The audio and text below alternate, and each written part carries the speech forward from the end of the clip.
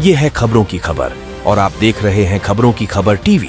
गुजारिश है कि कोई भी नायलॉन मांझा का इस्तेमाल ना करे।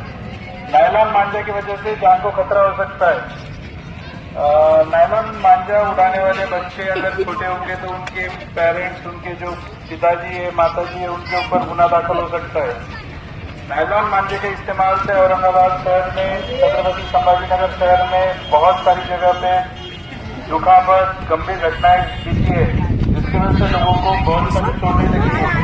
2 दिन पहले एक महिला ने 40 टाके गिरे हैं, तो कृपया कोई भी नायलॉन मांझे का इस्तेमाल ना करे, जिसकी वजह से किसी को भी दुखापत हो सकती है, किसी को भी इंजरी हो सकती है।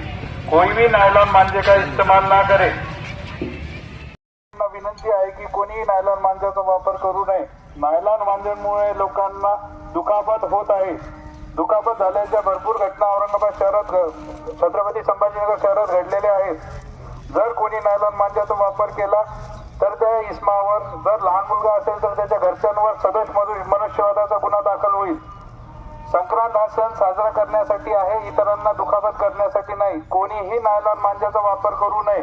नायलॉन मांजाचा वापर केल्याने आपल्यावर गंभीर गुन्हा दाखल होऊ शकतो। कृपया कोणीही नायलॉन मांजाचा वापर करू नये। नागरिकांना सूचना आहे, कोणीही नायलॉनचा मांजा वापर करणार नाही।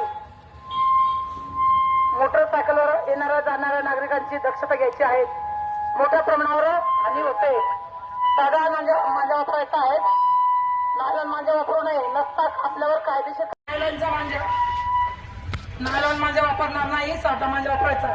पतंग उडवा, आपल्याला पतंग उडवण्यासाठी बंदी नाही, परंतु आपण दक्षता घ्यायची आहे।